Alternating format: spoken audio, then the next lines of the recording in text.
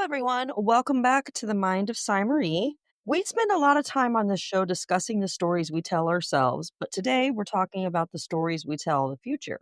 Brad C. Anderson is a Vancouver based author, a researcher of organizational wisdom, and the mind behind the new science fiction novel Ashme Song. He's built a narrative around the idea that rebellion isn't just a political act, it's a deeply personal one that ripples through families and across generations. Brad, it's so wonderful to have you in the studio today. Welcome to the show. Well, thank you so much for having me. I'm happy to be here. So, you've created a world in Ashme's song that is described as gritty and cyberpunk-infused. It's a heavy setting because it mirrors the very real-world tensions of civil war and oppression. Why was now the right time to explore the echo of violence through the lens of a far future society? That's a great question. It almost seems like it's always the right time to explore that, doesn't it? Um, I and agree with that. yeah, I know, right? And it's funny, so I'm a slow writer, and so I actually started this book probably back in 2015. And yeah, when it came out, it kind of came out with all these events going on in the world now, and I was like, like on the one hand, I think it's super relevant to all the things that are going on now, but I wish I could say I saw the news on January and then I just whipped up a novel, but no, it was actually like years ago that I came up with that I came up or that I've been developing this story. But I think it is a timeless. I think it is a timeless, theme to explore, and it just yeah, there's always conflict going on. I just think it's a timeless theme to explore. Yeah, I can tell you a little bit about it was actually 15. It was I think it was 2015, the Syrian refugee crisis that kind of spawned the idea for this particular novel. And at the time, all these refugees are fleeing Syria as it's devolving into civil war. And there were certain news organizations of certain political persuasions that would, have a look at all these refugees and they'd be like, look at all these young men. What are all these young men doing coming into our country? They should be staying in Syria and fighting for their own country.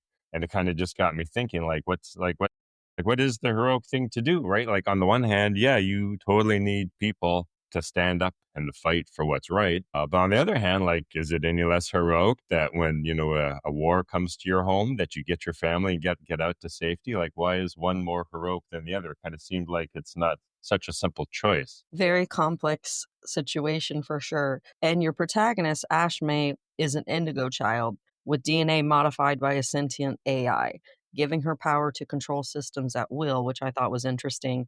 It feels like you're daring the reader to look closer at the intersection of humanity and technology. Is this a gift of liberation, or is it the very thing that makes her a target in that collapsing society? That's a fun question.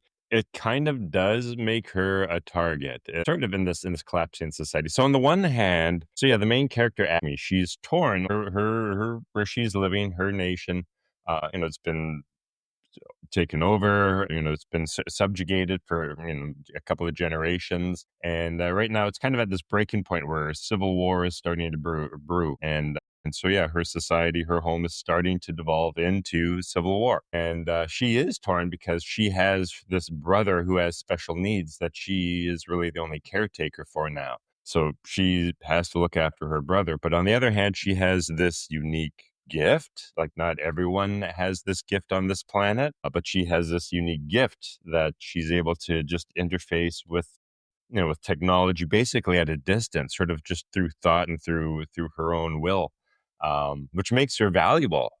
So she feels that, yeah, she does have, she's kind of torn. She feels that she does have something to honor or to offer, and that, maybe she should be the one who stands up and fights for her country. But on the other hand, she's got this brother who absolutely, say special needs. He needs somebody to look after him. And if it's not Ashme, there's really no one. So she's really torn with that. So yeah, it's not really, I don't know if, it doesn't so much make her a target, but it's really sort of part of what it's part of the emotional tension that she faces. So this gives her something to, like, she's not just some regular schmuck. She actually has something meaningful to offer. So yeah, that kind of creates that tension that she has to wrestle with. Wow. So When you were writing this resistance, how did you maintain the discipline to keep this a thought provoking exploration of theme rather than just an action filled space opera? Yeah. So, yeah, that's a good question. Part of it was that, and I think when it comes to something like this, you really do need to keep your theme front and center. And so, yeah, for me, I really wanted to, okay, so I really wanted to explore that tension. I wanted to create a situation where there isn't necessarily a clear right answer or a clear wrong answer, but it's that new, and that's what makes it so hard. That's what makes it so hard to kind of wrestle with. So yeah, it's just like that's something that I just really wanted to explore, and so I didn't, I wanted this, I wanted it to be an interesting book, I want it to be exciting, I want it to be fun, I want readers to be entertained, so there is certainly action and stuff like that, but a lot of it is really it's seen through that lens. It's seen through this lens of like, what's the right thing for me to do? And I also sort of want to explore, like, I say there's action, but in real life, action has consequences, right? And I wanted to explore that. So, she starts off kind of naive, like she's this young adult. She kind of has these idealistic views of what does it mean to fight for your country. But then, the actual true violence has this horrendous cost that she gets exposed to. So I just, yeah, how do you keep the theme, or how do you keep it sort of focused on the theme rather than devolving into just sort of action? Yeah, a lot of it is just, I don't know, from the choice of the writer. This was something that I really wanted to explore, and I wanted to make it a genuine. I wanted the reader to feel the tension that she felt. So you frame this story as a tension between fighting for your people versus fleeing with your family, as you've described. In your experience as a writer, is heroism something you achieve through a grand act of rebellion, or is it found in the quiet, exhausting practice of caring for someone like Ashme's brother Shen? Yeah, I love that question. It's in so much of our media, we venerate, sort of those grand acts of heroism. But I think when you actually look at the human condition, like the real heroism is those everyday choices, those everyday, parents looking after their children, people looking after sick people, and so on and so on. Right. I really do think that, like there are these grand acts. People do make grand acts of heroism. That's for real. That exists. But I think the bulk of, sort of human history of the human condition is premised on these quiet acts of heroism that people do every day. And I like to explore that in my writing. I'm not necessarily drawn to the big grand acts, the big flashy things. It's sort of small people in a big world, just trying to make their difference, right? I agree with that. Activism, or in this case, resistance, often requires looking outward at a systemic problem like the brutal Ostrici, I believe it said, ruling the country. Was writing this book a way of performing internal activism for your own questions about our responsibility to our kin versus our community?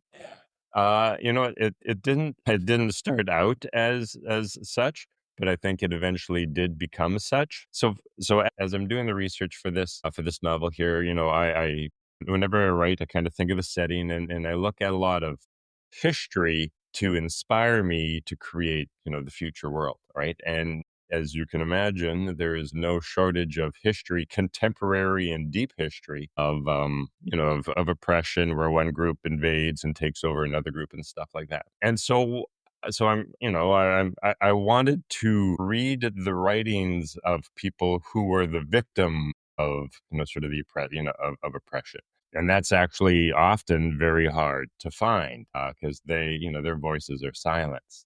And so, yeah, I worked really hard to try to find the voices of those people who had sort of been, suffered and victims of it. And interesting, so I come from Canada, Vancouver, Canada, and so at this time, right now in 2026, we're going through this reconciliation process with our First Nations people. And it's very, these ideas of reconciliation is very topical and very prevalent in today's society in Canada. But at the time that I started to write this, that wasn't the case. It would be interesting for me to get, the First Nations perspective of them, of their experience in this settler society. And at the time, it was extremely hard for me to find a book written by First Nations people that explored this, but I finally found one, and it's called The Winter We Danced. And I read that, and I learned probably more about our history with First Nations reading that book than I had throughout my, entire education. And I'm a fairly well educated person, which kind of goes to show that, those classes that are oppressed, often their voices are silenced, and people aren't taught. And so I remember reading that book and just sort of having this own sort of experience about my own feelings of Canada, and this tension as well. Like, I read that history from their perspective, and I was like, man, like, we in Canada, we like violated every value that we say we follow. Yet on the other hand, I'm like, I enjoy living in a society with hospitals and schools and, all these other types of things. And like, man, how do we sort of make this right? And I don't know if we can make it right, but yeah, I know. So I kind of started to go through that experience as I was doing the research for this as well, experience in my own country, and sort of exploring the role that I play in that. And then that actually made its way into the book. So another character in this book, another main character, his name is Mason, and he kind of explores the theme of oppression from the side of those people that are doing the oppression, and sort of looking at it like how are those mechanisms perpetuated in society. So yeah, it was the research for that was eye opening for me. So let's talk about the self discovery aspect. Ashme has to choose between her values and her family. What was the most uncomfortable thing you learned about human nature while navigating the terrible toll war takes on a family unit? Yeah. It's always like, which aspect of human nature is horrifying? What should I focus on? You know what I found? I don't know if the word is interesting, but I don't know. Certainly gave me pause for thought. So often, like most people aren't bad people. Like, most people are good people. Most people are just trying to get through their week. They're looking after their family. They're doing their job. They're living for the weekend and stuff like that. Like, most people aren't bad people. They might be self-interested. They might be unaware, but like, most people aren't evil. Yet, you have these people belonging to societies and to organizations that are capable of doing heinous things to others, and you're like, how does that happen, right? And some of the things that, through my research, through my own studies in my own life, a lot of it, kind of comes down to this concept of defining rationality. What gets spoken about, what gets shown, how are things presented, right? Like those. So defining rationality is a tactic of power. Those people who have power can influence what information, people have access to, and they can influence how people interpret that information, right? And it's through the defining rationality in these ways that people with power can, you know, turn societies against others, right? And can create societies that are capable of heinous acts. And oftentimes, the things you see on the news are how your people are being victimized and how your soldiers are being killed and stuff like that. And yeah, okay, the thousand people that were, killed in this other country, that's sort of a byline. But then you have the special ops pieces in the news on the soldiers that on your side, the soldiers that were killed, right? So we, societies craft and shape the information and the knowledge that people have, that say kind of creates these structures that can create perform real harm, right? So you have, decent people, good people, decent people, but they become part of these structures that can do real harm. And part of that is just through, people with power can shape the knowledge and the access to information that people have.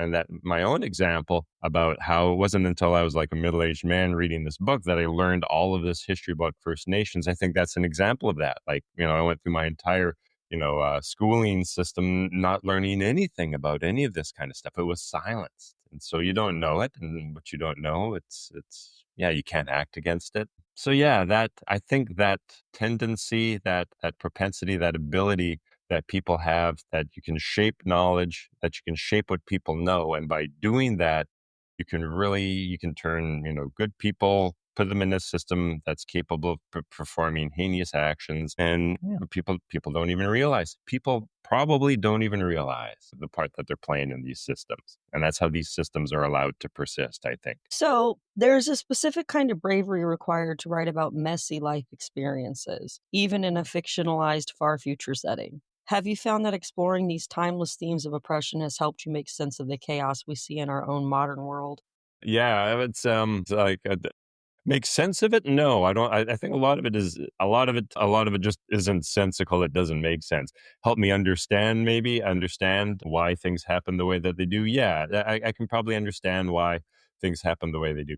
It's it doesn't make sense though. It's senseless. I don't think in any way, shape, or form a lot of this stuff makes sense. But yeah, I don't know. It helps me understand. I can see how people get as misled. Misled might not be the right word, but as I was saying before, like that, you know, that shaping of the knowledge and the information that you're exposed to shapes your behaviors. And I can see you can understand that when you look at the different political news sources and what gets presented and how it gets presented, right? So yeah, I know I can understand that. I can understand that. I can see that. I also think a lot of the pain we inflict on each other is oftentimes caused through fear. We fear what other people are going to do to us, so we act first, and so on. So yeah, I think I have. Yeah, I know. As I say, I think a lot of the research has given me a perspective to see, or a lens through which to see this kind of stuff. Yeah, say making it make sense. It seems like a stretch though, but at least I think I have some under. I don't know, so my own perspective, but a lens, as I say, a lens that I see it. I don't know if it's any grand truths, but at least the lens that I can see the world through. So, in 2026, we are bombarded with curated versions of heroism. Why is the uncurated, gritty reality of a character who is overworked and afraid so vital for the science fiction culture right now? Well, yeah, I think, and I don't know if this is specific to science fiction, but I,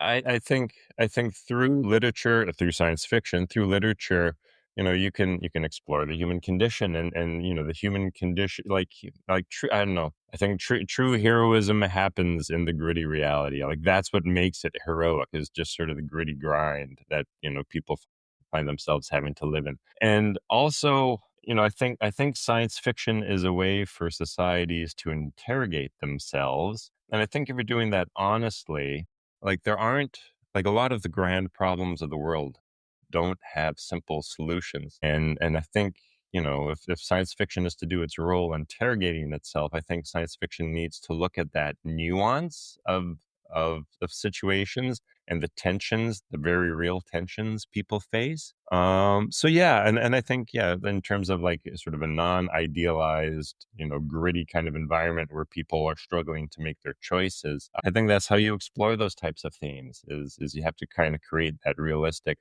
grittiness, create that tension and create that nuance. There's no clean answer. There is no clean answer. It's how do we muddle our way through. That's important. How do you define success for Ashme's song? Is it reaching the fans of your previous work, do a tarot, or is it knowing you made a reader pause and think about the cost of the echoes that they leave behind? I'd say the second one, right? I think if somebody can read that book and it makes them think or consider or be reflective of their own position and their own role in the world, in the society that they live in, I think that's a win. I'd say that would be my goal, to have readers read that and just pause and like, what's my role in what's going on in the world right now? I like that. Yeah. For anyone out there who feels like their voice is too quiet to start a rebellion or tell a story, what would you say to encourage them to pick up the pen and find their own song? You know what? The biggest lie anyone has ever told you, the biggest lie anyone tells anyone is that they're powerless, right? The biggest lie anyone ever told you is that your actions don't matter. So a story that I sometimes share with my students about that question itself. So I'm in my day job, I'm a university instructor, and I've been teaching for almost 20 years now, which is crazy. But that's long enough that a lot of my students, they've graduated, they've gone out, they've gotten jobs, and some of them have reached back out to me, and we go for coffee, and over coffee, they'll just make a comment about something that I said in class that kind of stuck with them, right? And whenever a student tells me that years later, I always think like, oh man, I should pay attention to what I'm saying. I didn't realize anybody was listening to me. right? Because, when you're standing in front of the class, all the students, everybody always looks bored, and you feel like you're talking to a wall, like you're not hitting anyone, right? But I think the truth is that, those stories over coffee years later sort of tells me like that's not true. Like I may not see the impact that I have, but I'm still having an impact. That impact still exists. Like just because you don't see the impact doesn't mean that your actions are meaningless, right? They still do have an impact. And it's like, I don't know, in one way, it's like how would the world be different if we could truly see the impact we had on others? And we could truly see how we could brighten somebody's day, or how we could truly see how a thoughtless word could crush somebody's dreams, right? Like, how would life be different if we could truly see the impact that our actions have? But I think our actions do have an impact.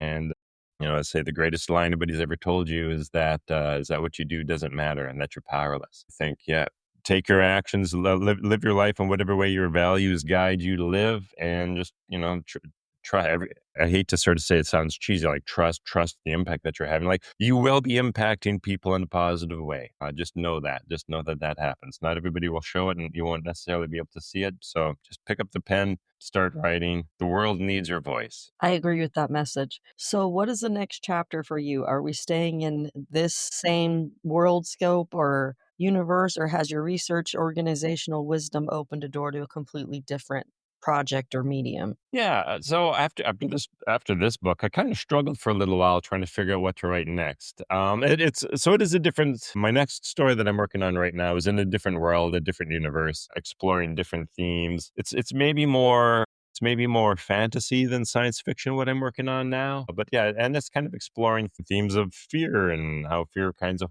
holds us back. And fear makes us small. It makes us make sort of small, cowardly decisions. So I want to explore that, or I am exploring that in my next story here.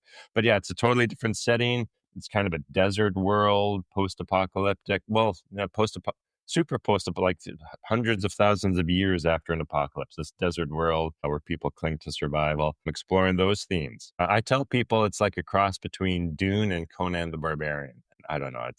I have fun with it, but there we go. There we go. Read into that what you will. So, finally, if Ashme's song were a person, what would it say to the reader who has just picked it up for the first time?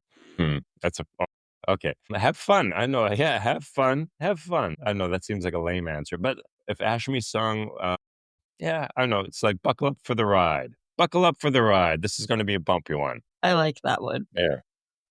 Thank you so much for your world building that you've shared with us today and your time. It's been a pleasure to learn about the future through your lens today. And even though it's a fictional narrative, I always enjoy seeing what that might look like. Thank you so much for having me, Sai. You had fantastic questions. Always a pleasure to talk about writing. So I really appreciate you bringing me on the show to talk about writing. Of course. So, to my listeners, go grab your copy of Ajme's song. It will be in the show notes description below, so it will be very easy for you to navigate to after listening to the show. I believe it is a masterclass in turning the hard questions of survival into something that breathes. And at this time right now, it is probably something we could all learn a lesson on. However, like Brad said, there's never a wrong time, and all throughout history, as we've seen, is the right time to be, taking the time to learn about these things. Because if there's one thing we can draw from all of this with people who write about dystopia or anything that's futuristic, there's a bottom line that's drawn from the history of the past. And that's one thing I've noticed in all of these interviews. So go check that out, read Brad's work, and always remember that the mind is the most important story that we'll ever tell. Thank you for listening to the Mind of Sai Marie.